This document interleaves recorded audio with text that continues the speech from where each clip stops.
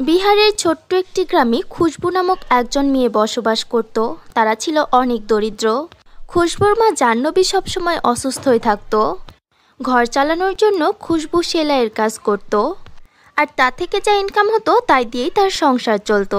খুশবু শুধু সেলাই নয়, প্রত্যেকটি কাজে নিপুণ ছিল। কমতে ছিল শুধু সৌন্দর্যতার, সে দেখতে বেশি সুন্দর ছিল না। সে খুবই কালো এবং কুৎসিত দেখতে ছিল, যার কারণে সব সময় মানুষের পাঁচটা কথা তাকে শুনতে হতো। একদিন খুশবুর কাছে তার প্রতিবেশী গৌরী চাচি কাপড় সেলাই করাতে আসে।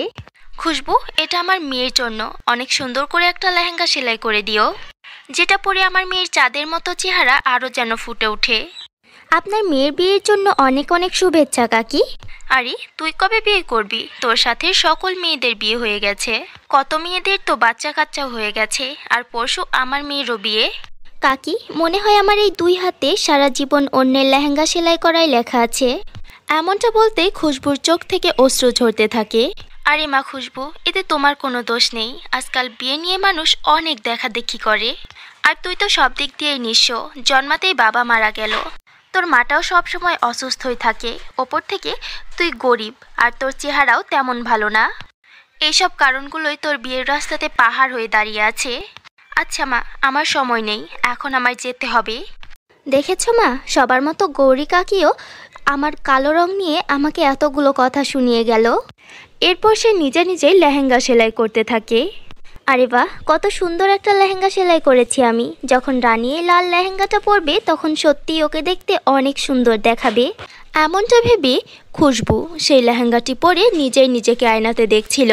ঠিক তখনই রানী লেহেঙ্গা নিতে আসে খুশবুর বাড়িতে, আর সে দেখে নেয় খুশবুকে সেই লেহেঙ্গাটি পরে থাকতে। এটা দেখে রানীর প্রচণ্ড রাগ হয়। আরে এই কালো বাদর, তোর সাহস কিভাবে হলো আমার এত সুন্দর লেহেঙ্গা তোর ওই কালো শৈলে পরার? তোর মতো গরিবদের কোনো যোগ্যতা নাই এইসব লেহেঙ্গা পরার। ও যে তুই যেগুলো পরিস ময়লা ছেঁড়া ফাটা পোশাক, ওইগুলোই তোর যোগ্য, বুঝলি? এখন যা, মুখের দিকে না তাকিয়ে তাড়াতাড়ি আমার লেহেঙ্গাটা দে।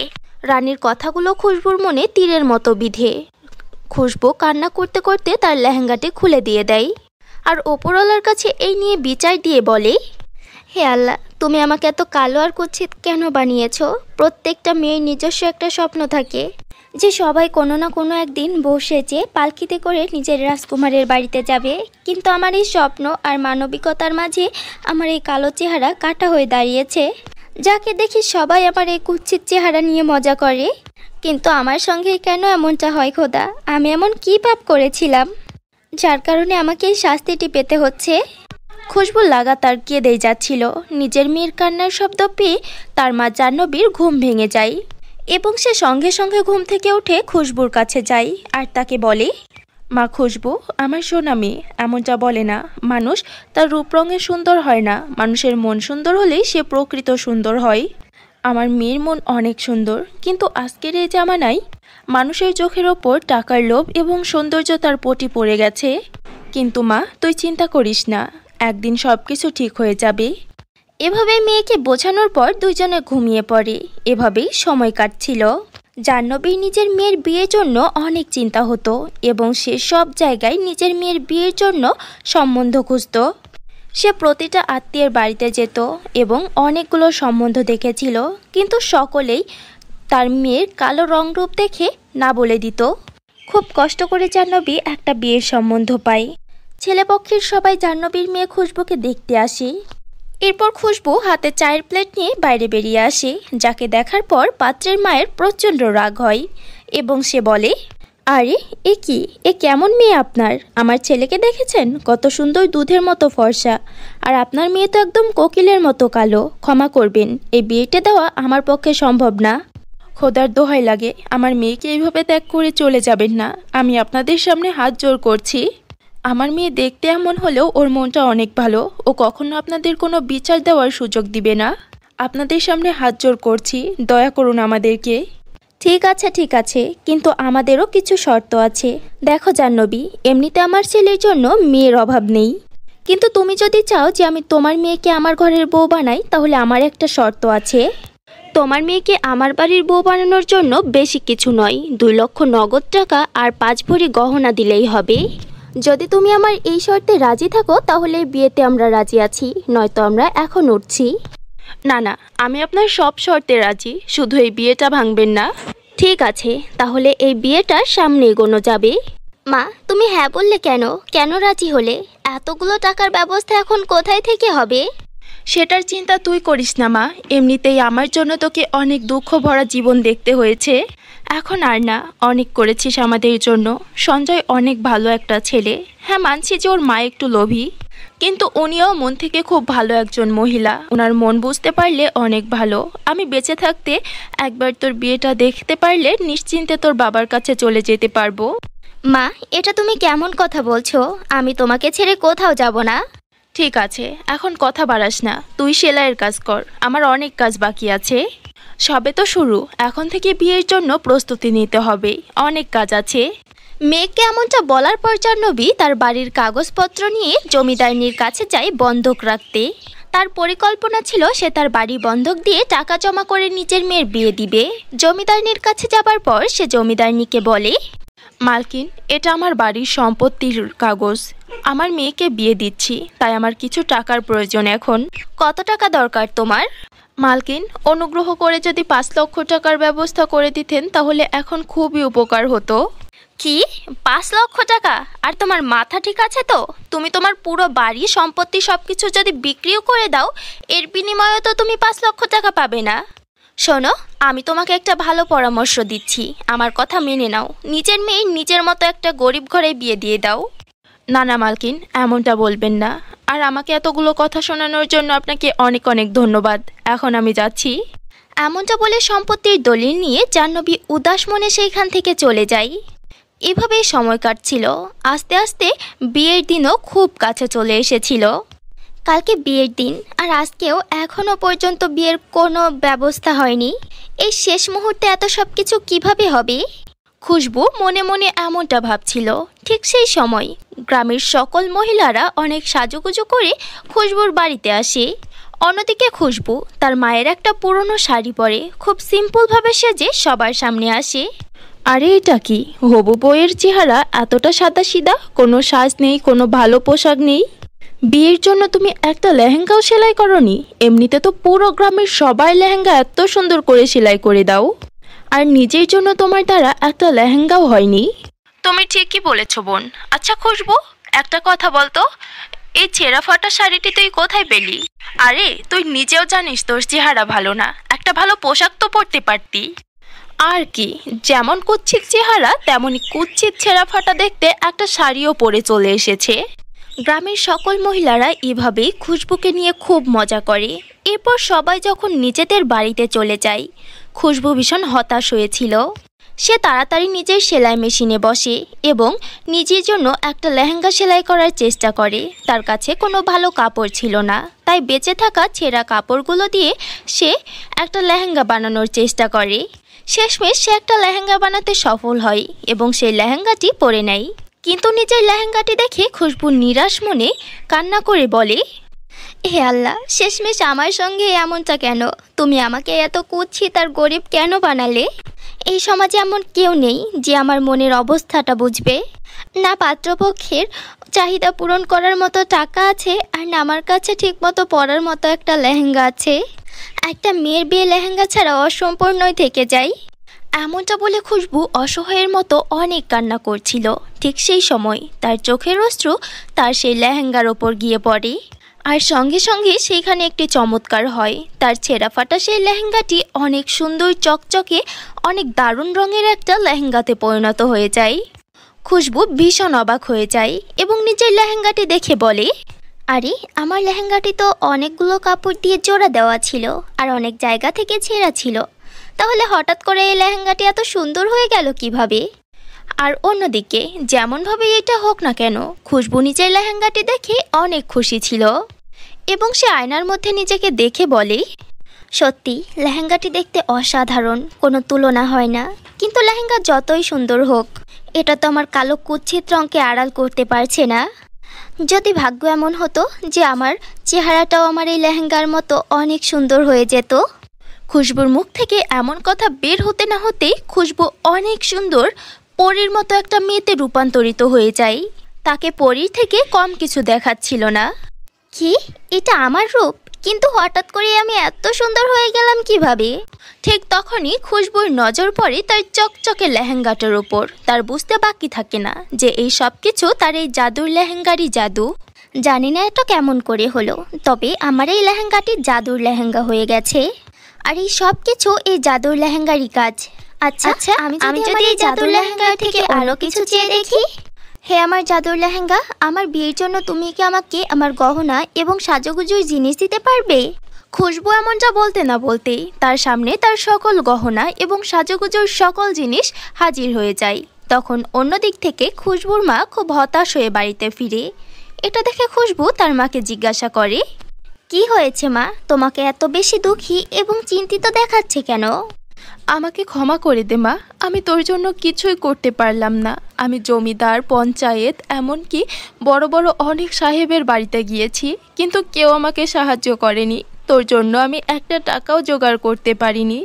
এখন তো এটা ভেবেই আমার জান বেরিয়ে যাচ্ছে যে বরযাত্রী ফিরে না যায়।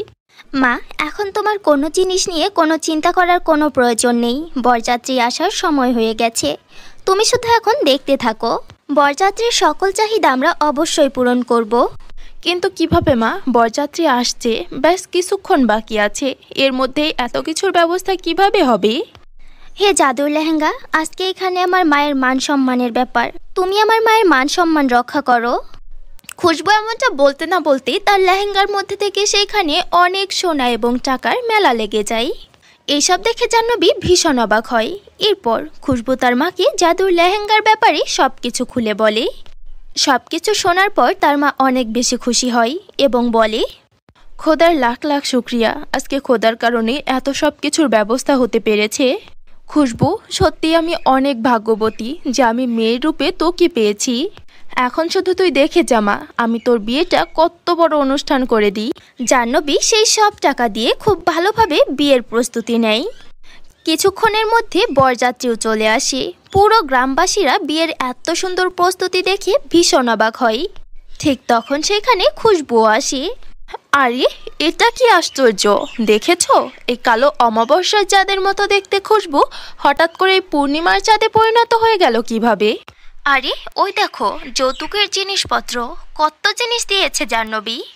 এমনিতে তো সবসময় নাকি কান্না কান্ত, আর এতগুলো টাকা জানি না কোন মাটির নিচে পুঁতে রেখেছিল, তাই তো এত ধুমধাম করে নিজের মেয়ের বিয়ে দিচ্ছে। আরে খুশবুর লেহেঙ্গাটা দেখেছো? কত সুন্দর লেহেঙ্গা, কত সুন্দর মানিয়েছে ওকে লেহেঙ্গাতে। আরে বাবা, এটা আমাদের বৌমা তো। ও তো পাতিলের তলার থেকেও কালো ছিল, আর হঠাৎ করে এত সুন্দর হয়ে গেল কিভাবে? আর এরা তো আমাদের চাওয়ার থেকেও অনেক সম্পত্তি দিয়েছে। আচ্ছা বাবা, এখন তোমার সন্দেহ হচ্ছে এই দুই মামি কোনো জাদুকর্ণী নয় তো? এরপর অনেক খুশিতে খুশবু এবং সঞ্জয়ের বিয়ে হয়ে যায় এবং খুশবু খুশি খুশি তার মায়ের থেকে বিদায় নিয়ে শ্বশুর বাড়িতে চলে আসে। ধন্যবাদ আমার জাদুর লেহেঙ্গা, আজকে শুধুমাত্র তোমার কারণেই এই সব কিছু সম্ভব হয়েছে। তোমার কারণেই আমার সংসার বেঁচেছে, আর সব দিকে আজকে যে আমাদের প্রশংসা হচ্ছে সেটার কারণও একমাত্র তুমি। হে আমার জাদুর লেহেঙ্গা, তোমাকে অনেক অনেক ধন্যবাদ।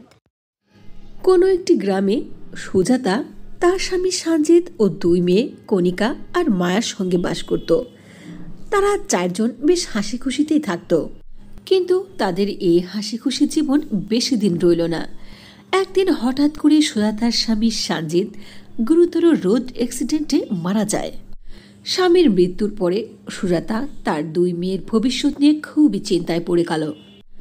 এরপর সুজাতার অনিচ্ছা থাকা সত্ত্বেও তার কিছু নিকট আত্মীয় স্বজন তাকে বুঝিয়ে সুঝিয়ে কমলেশ নামে একজন লোকের সঙ্গে দ্বিতীয় বিয়ে দিয়ে দেয়। বিয়ের পরে সুজাতা জানতে পারল যে কমলেশ নেশাগ্রস্ত লোক ছিল। কমলেশ সকালের নাস্তা থেকে রাতের ডিনার পর্যন্ত মদ দিয়ে করত। মাতাল হয়ে বাসায় ফিরে সে সুজাতাকে অনেক মারধর করত আর মদ খাওয়ার জন্য তার কাছ থেকে টাকা চাইত। সুজাতার টাকা কোত্থেকে দেবে? সুজাতার কাছে টাকা না পেয়ে কমলেশ সুজাতাকে অনেক নির্যাতন করত। এভাবে নির্যাতন সহ্য করতে করতে একদিন সুজাতা মারা গেল। সুজাতা তো মৃত্যুবরণ করে তার স্বামীর হাত থেকে বেঁচে গেল। এখন বাকি রইল তার দুই মেয়ে কণিকা ও মায়া। কমলেশ কণিকা ও মায়ের উপরেও অনেক অত্যাচার করত, বিনা কারণে মারধর করত। একদিন দুই বোন ঘুমিয়েছিল, তখন কমলেশ তাদের কাছে আসলো আর বলল, এই, তোরা দুইজন শুধু শুয়েই থাকবি? ও, তাড়াতাড়ি টাকা ইনকাম করে নিয়ে আয়। বাবা, আমরা টাকা কোত্থেকে ইনকাম করে আনবো বলো? আমরা তো ছোট। অত ভালোবেসে বাবা বলে ডাকতে হবে না। আমি তোমাদের আপন বাবা নয়, সৎ বাবা, সৎ। তোদের মা তো মারা গিয়ে শান্তি পেয়ে গেছে, আর তোদেরকে আমার কাছে রেখে গেছে। কি ভেবেছিস আমি তোদেরকে ইনকাম করে খাবো? তোর মার সঙ্গে দ্বিতীয় বিয়ে করেছিলাম যাতে তোর মা আমাকে কামাই করে টাকা দেয়, আর সেই টাকা দিয়ে আমি মদ খেতে পারি।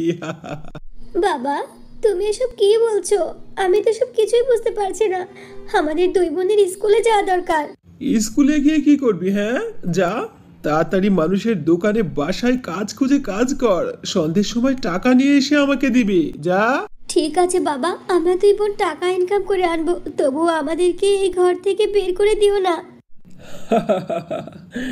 তোরা দুইজন তো আমার টাকার চাবি, তোদেরকে কেন ঘর থেকে বের করবো? যা, সারাদিন কাজ করে সন্ধেবেলা টাকা নিয়ে ফিরবি, নইলে বুঝতে পারছিস আমি তোদেরকে কি করব, এই বাড়ি থেকে বের করে দেব। এ কথা বলে কমলেশ দুই বোনকে কাজের জন্য বাড়ি থেকে বের করে দিল। তারপর সে মদ পান করে ঘুমিয়ে পড়ল। কণিকা ও মায়া দুইজনে টাকা ইনকাম করার জন্য বাইরে মানুষের বাড়িতে ও দোকানে কাজ খুঁজতে লাগলো, কিন্তু কেউ তাদের কাজ দিল না।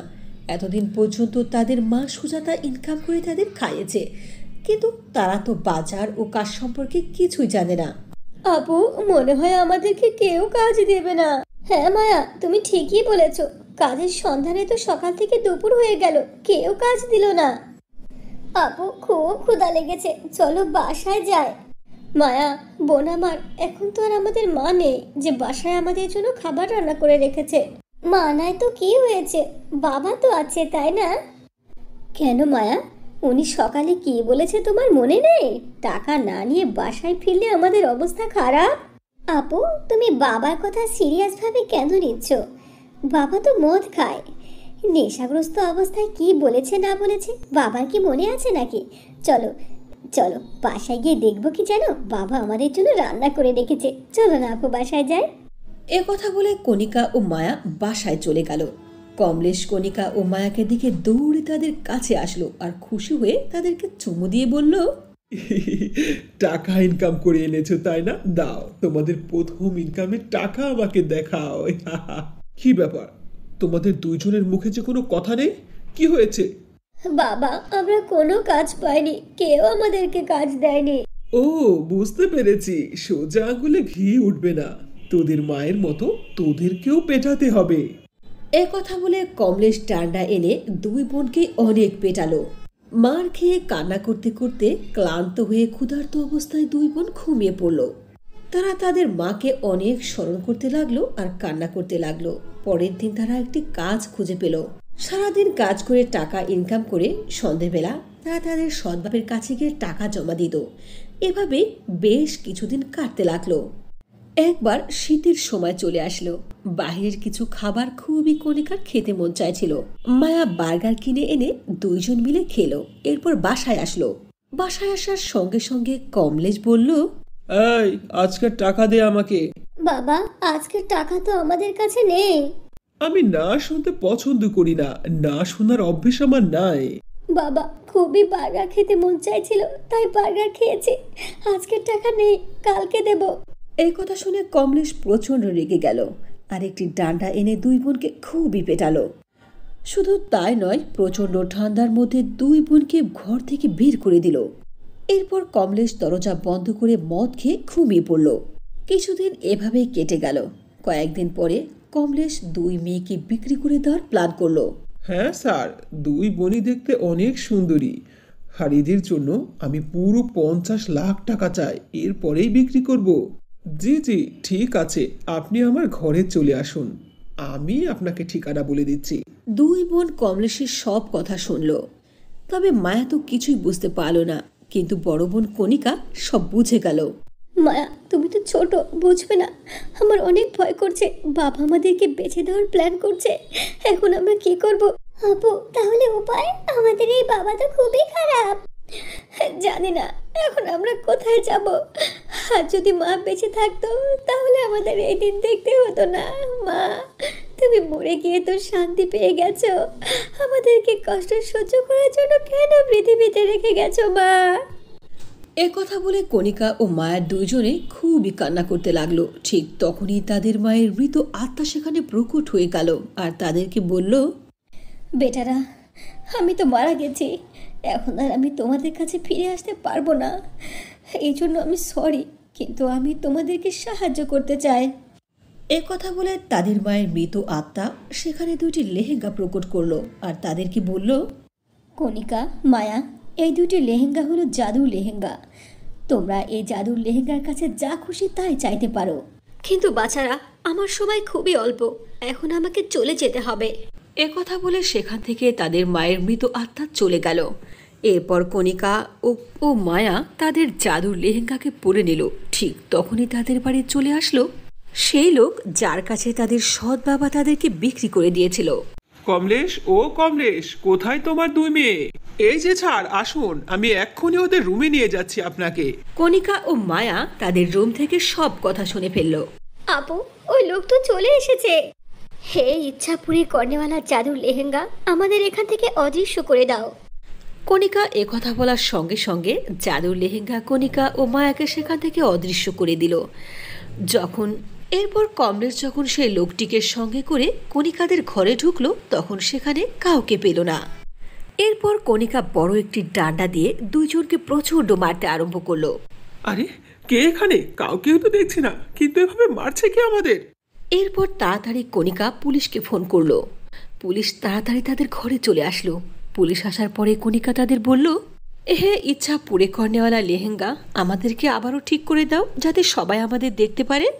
কথা বলার সঙ্গে সঙ্গে তারা আবারও স্বাভাবিক হয়ে গেল। এরপর মায়া ও কণিকা পুলিশকে সব কথা বলে দিল। পুলিশ তাদের দুইজনকে কঠোর শাস্তি দিল। তাদের দুই গাদ্দারের সারা জীবনের জন্য জেল হয়ে গেল। তারপর থেকেই কণিকা ও মায়া তাদের জাদুর লেহেঙ্গার মাধ্যমে বাকিটা জীবন হাসি খুশিতে কাটাতে লাগলো।